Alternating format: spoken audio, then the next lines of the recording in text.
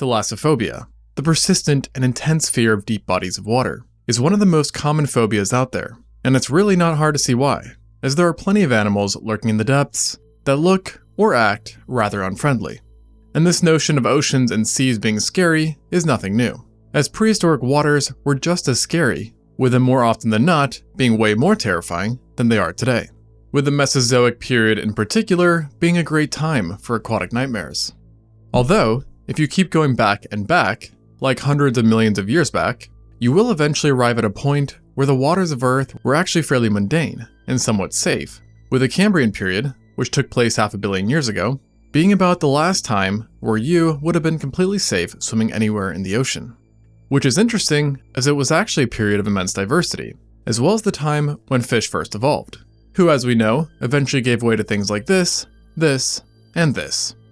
So when did it all go wrong? When did the waters of Earth go from being safe to a big no-no? One could argue that it was the Ordovician, since it saw the rise of the first aquatic creatures you'd be quite wary to swim next to, large cephalopods.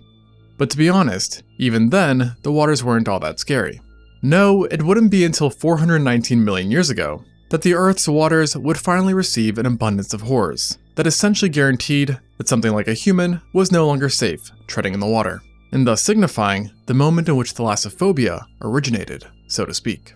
This was the Devonian, also known as the Age of Fish.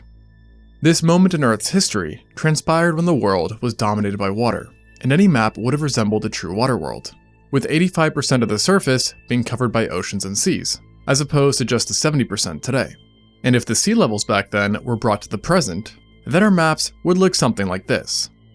At the time, the globe was dominated by 4 large bodies of water that no longer exist: the Panthalassic, the Rheic, the Prototethys, and the Paleotethys. Each one was quite sizable by modern standards, yet the Panthalassic was the only one considered to be a true superocean, being significantly larger than the Pacific, with its widest point having been 2 times greater. This means that in some areas you wouldn't be able to find land in any direction for thousands of miles or kilometers, making it a true nightmare for anyone with thalassophobia. Yet ironically, it wasn't the deep ocean that you had to worry about, as all the heebie-jeebie animals seemed to have been concentrated in the waters around the landmasses, which were just as weird and unrecognizable as the oceans were. In the center of the equator, you wouldn't have found Africa, but Euro-America, a continent composed of present-day Europe and North America, which was surrounded on all sides by water and smaller islands. Meanwhile, to the north, you'd run into Siberia and Kazakhstania, both islands as well. And this trend of being marooned continued to the east, where South and North China both lay separated from one another. While in the south, the largest continent of the time was found, Gondwana, which was composed of Antarctica, India, Arabia, Australia, Africa, and South America. The seas and oceans bordering these landmasses were filled with a huge selection of panic-inducing creatures, with the highlighted sections in particular showing areas best to avoid, as this is where evolution produced the first giant-jawed fish. Now, these guys have been around since the Silurian, but it was only during the Devonian that they leveled up, perhaps thanks to the equable and stable temperate conditions of the time. Whatever the case, something did the trick, as Devonian Earth unlocked a superfamily of fish so lethal that they remain iconic to this day, the Dunkleosteus. This was a group of placoderms, or armored fish, that emerged during the early Devonian, and quickly took over the majority of aquatic ecosystems, becoming the largest predators around and possessing the most formidable tools. Of the bunch, I'm sure you recognize the biggest and baddest one, the Dunkleosteus, who was in many ways the Earth's original sea monster, as it was the first multi-ton predator that could hunt anything, pretty much anywhere. This large fish loved to stalk shallow coastal waters, but could still be found in open oceans, and is known to have lived throughout North America, Europe, and Africa, making it one difficult creature to avoid, which is very unfortunate, as this thing was kind of like a great white on steroids, having been far more robust and chunky, while also possessing highly durable armor composed of dermal bone that formed large plates along its entire skull and the front section of its trunk. So if you got caught, there would be no point in trying to fight it. And even without the armor, this monstrosity was also far too large to be bothered by a punch or kick. However, its true size is something of a mystery, as its armored head was usually the only thing that became fossilized once it died, leading to some very diverse size estimates. And these predicted sizes range from 4.1 to 10 meters, or 13 to 33 feet. But for now, the largest reliable estimates are considered to be 5 meters or 16 feet, equivalent to the length of a decently sized great white. Yet, because of its build, even smaller Dunkleosteus could still be over 2 tons, which is greater than the weight of the heaviest recorded great whites. And one should keep in mind that because of the scarcity in the fossil record, it's very possible that larger specimens are out there. But regardless, many people think that its size reduction is a good thing in terms of helping it seem less ominous. But if anything, it would have made the Dunkleosteus that much greater of a threat to human-sized prey, as something of our size suddenly becomes a very nice snack. And let me tell you, it would have gotten this snack with incredible ease, as it had one of the deadliest jaws ever, having been equipped with a titanic mouth which was aligned not with teeth, but with literal giant plates of bone that were extremely sharp and could close with such extreme power that when the tips of the fang connected, they generated up to 80,000 pounds per square inch of pressure, which is not only greater than anything seen in any living or extinct fish, but even more powerful than the force generated by a .50 caliber gun. And then when you combine this force with its pseudo teeth, it would have been able to cleave through bone and tough armor like it was made of hot butter. And it somehow gets even worse, because even if you did see this prehistoric jaws coming for you, and were able to somehow get ahead of it, you would still get chopped up, because the Dunkleosteus opened its jaws in a very peculiar way, using a 4-bar linkage mechanism, which is seen in pump jacks, which allowed it to open its mouth with crazy speed, achieving maximum opening within 20 to 60 milliseconds, so basically twice as fast as you can blink. And the problem with this is that this absurd quickness created a suction effect every time its jaws were opened, meaning that any prey in front of it would soon find itself not in front of it, and allowing for a clean, devastating, and likely fatal bite. And we were actually able to see what kind of damage it did, as scientists located a specimen of ExtinctZoo and another Dunkleosteus, which bore severe damage attributed to a Dunkleosteus, showing just how effective its bite was against large animals, and highlighting that nothing was safe from its grasps, not even itself. The dunk alone made the Devonian waters the last place you'd want to swim, but it was just the tip of the iceberg, as it was joined by more than 10 others of its own kind, many that were within limb-removing size, and a few that would definitely have liked to snack on something human-sized, as seen with the Eastmanosteus and Westralichthus, both large Dunkleosteoids which were around bull shark size and located in Australia. And as a superfamily, the dunks achieved a near universal range and were around for basically the entire Devonian, so no matter at what point or where you were at, you could expect to find at least one overpowered aquatic Pac-Man. And unbeknownst to most, there was even a Dunkleosteoid around that was actually bigger than the Dunkleosteus, at least from a length standpoint, the Heterosteus. This creature was known to roam the waters of Europe and Greenland, and while it did not exactly look like a close relative of the Dunkleosteus, it sure was, despite sharing a closer appearance with present-day whale sharks. And its eerily similar looks to whale sharks is likely the result of convergent evolution, as paleontologists think that the Heterosteus might have actually been a planktivorous animal, meaning it fed on plankton. This allowed it to grow to massive sizes, with one species, the Asmusi, having reached an estimated length of 6 meters or 20 feet, akin to a decently sized orca. And though it is expected to be planktivorous, there is still the possibility that Heterosteus was actually more of a voracious hunter, who perhaps used its wide flat body to stick to the floor and stage ambushes kind of like how a Pacific stargazer does. Plus, even if it was a gentle giant, its appearance still wasn't exactly the most conducive to mental or physical health if you swam into it unaware. And coincidentally, there was another example of a similar situation, but with an animal that was even more likely to be a filter feeder, and that is the ExtinctZoo. Funnily enough, despite looking more like a dunk than the Heterosteus did, this giant was actually part of a different placoderm superfamily, the Donycthyloidea. And while it was a harmless filter feeder, who used a small unsharpened mouth to suck in small fish, it still might have given you a heart attack if swimming straight for you, as it was an absolute unit, measuring up to 7.6 meters or 25 feet, which if accurate, likely made it the biggest fish on Earth at the time. And to make it even more unappealing, it sported very prominent and large fins that gave it almost a shark-like vibe, especially if you didn't get a good glimpse at what it was.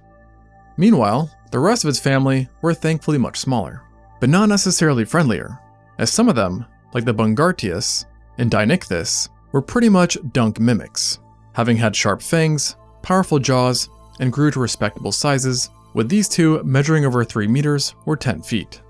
And in the case of the Bungaratus, it also had a built-in spear at the end of its mouth that made it that much more intimidating and deadly to its prey. Now, these guys, paired with the Dunkleosteoids, were likely more than enough to fill anyone's desire for thalassophobia. Though, you don't get to be called the Age of Fish for just producing a few memorable groups. And sure enough, the Devonian gave birth to multiple other unsettling animals that often get very little attention, one such example being the Onychodontiforms. This order, a primitive lobed fish, was globally distributed throughout the Devonian, and was actually one of the first to diverge from the coelacanth lineage. However, if you saw one up close, you'd likely not be able to appreciate its evolutionary importance, as these fish were among those that were very much lethal to big-bodied prey, reaching quite impressive sizes. What really made them deadly, though, was their highly unique skulls and jaws that kind of resembled those seen in snakes, and were highly flexible and kinetic, thanks to their heads being stitched together by loose bones that at some points weren't even connected. This allowed them to strike prey at great speeds, without the risk of skull fractures, and let them consume prey many times bigger than other similar-sized predators could. And this all reached a climax in the Onychodus, the largest member of this order to have ever lived, and the biggest bony fish during the entire Middle Devonian. This menace was known to have a cosmopolitan range, meaning it popped up anywhere it could, and was found in both shallow and deep waters. There, adults grew up to 4 meters or 12 feet in length, and sometimes weighed over 350 pounds or 160 kilograms, equivalent to the weight of a female lion. This makes it quite hefty even by modern terms, and yet it was remarkably stealthy, with paleontologists thinking that it used its sturdy front fins to quote-unquote walk along a reef or slowly drift beneath the unsuspecting victim, before using its giant backtail to rapidly strike it, causing devastating damage. And many times, it might have simply swallowed the animal whole. And thanks to an actual specimen found with a plachioderm inside it, we know that occasionally, these fish would gulp down prey half their length in a single motion. So imagine something, basically human-sized, being suddenly gulped whole. Suddenly, you may not feel so safe around this guy. Though truthfully, you might have hoped for a swallowed ending, as the alternative was much worse, because each Onychodus, as well as all of its relatives, had giant needle-like teeth throughout its entire mouth, that punctured deep within flesh with ease. And at the very front, they had even bigger tusk-like teeth that were arranged in whorls and were literally retractable, granting these predatory fish the ability to freely move these enlarged teeth around and essentially thrust them, and thus giving Onychodontiforms just one more way in which they could kill you. Another interesting group of fish you'd be almost guaranteed to see were what I like to call the copycat sharks, scientifically known as Cladosolactidae. Like sharks, these fish were cartilaginous and looked a lot like them, but they were not true sharks, and were likely more closely related to chimeras, who ironically themselves are nicknamed ghost sharks. Breaking from the usual trend seen in the other Devonian groups, this family had a fairly limited range, with remains being known from just Morocco and North America, where they were represented by 2 different genera, the Cladosolacti and the Maghribosolacti. But surprisingly, despite having a small range, these shark-like fish are actually well understood, thanks to some remarkable specimens who retain traces of skin, muscle fibers, and internal organs.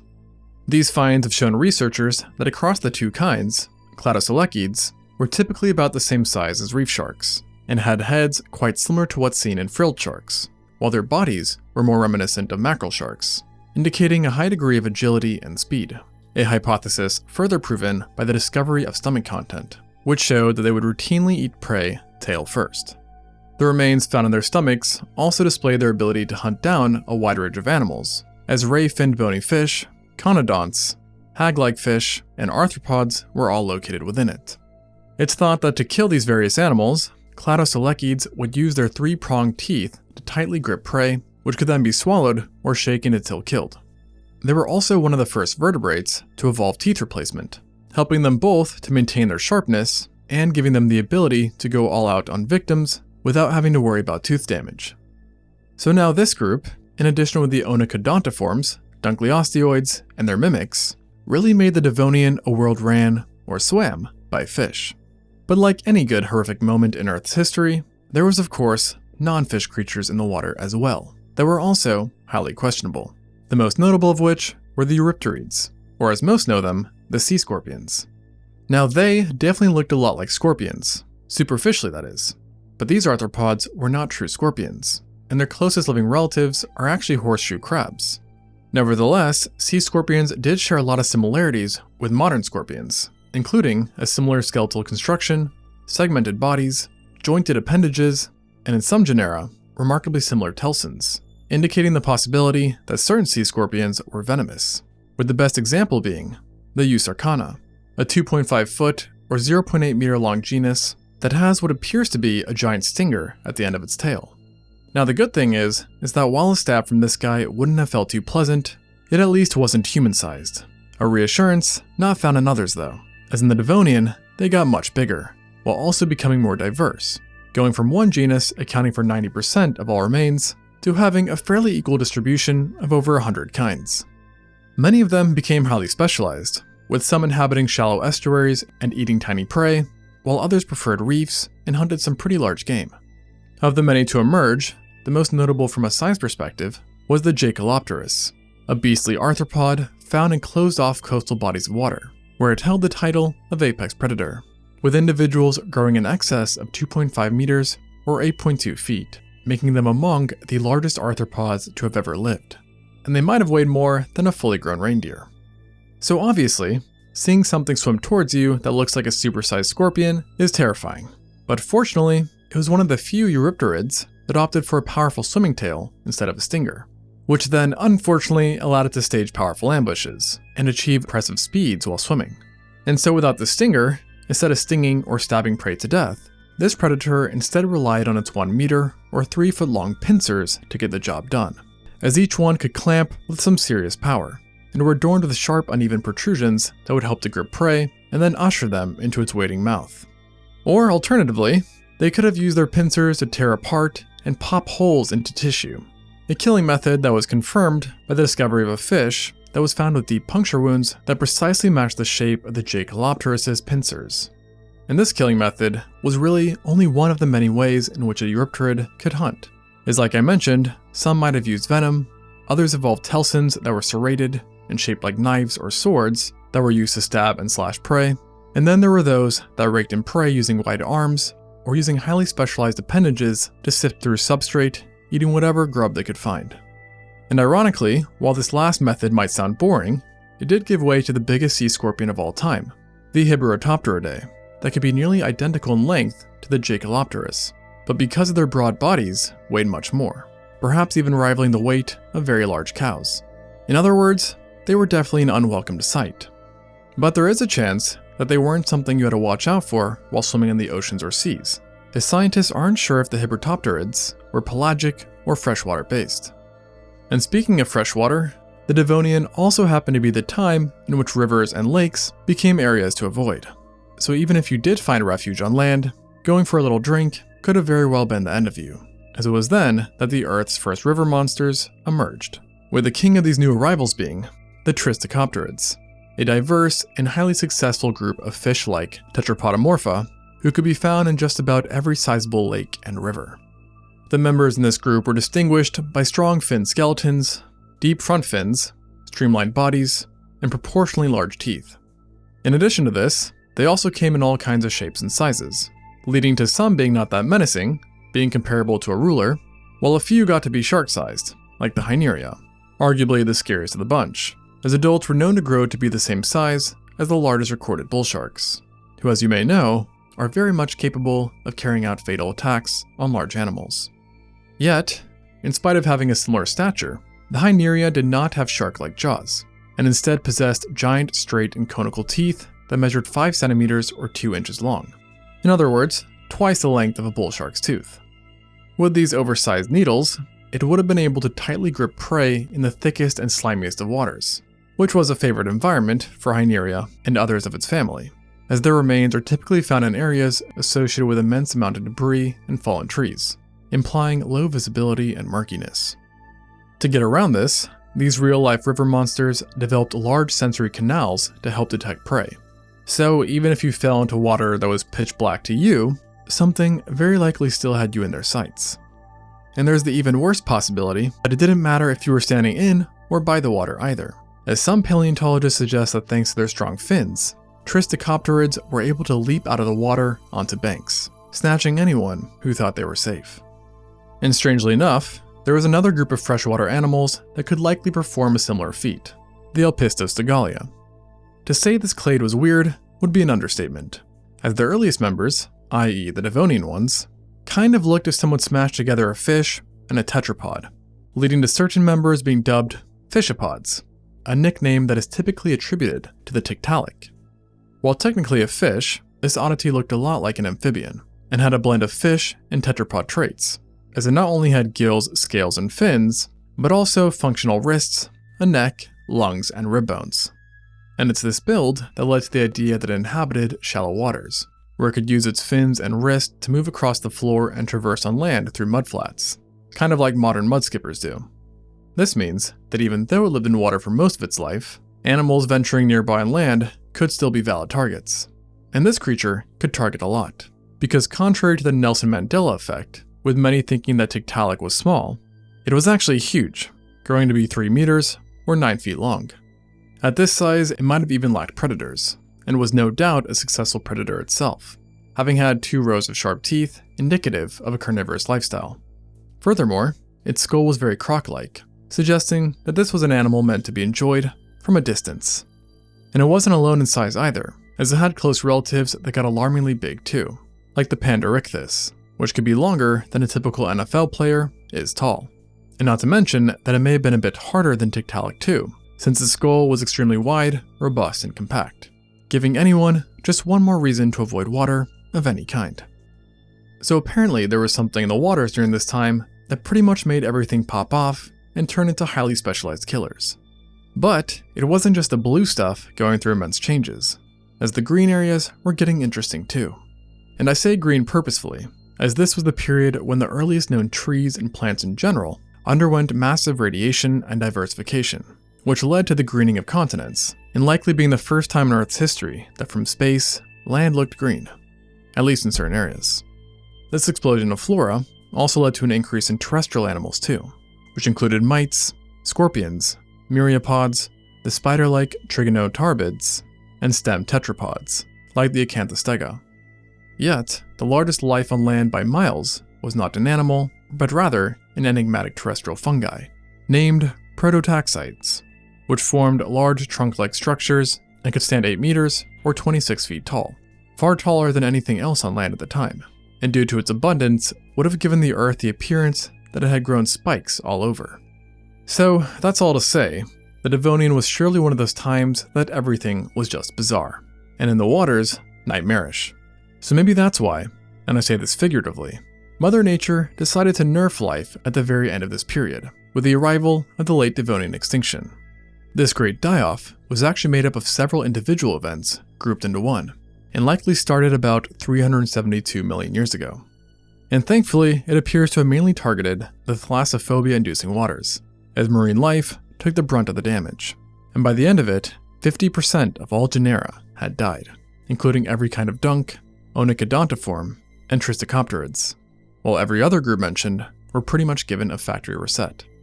It's not well understood what exactly caused this extinction, and it's very likely that it was more than one thing, with some current suggestions being volcanic activity, the expansion of planets themselves, an impact event, weathering, or even a supernova. Whatever the case, it clearly made the waters much more safe for at least a bit, because as we know, that didn't last very long. Thanks for watching, and until next time on ExtinctZoo.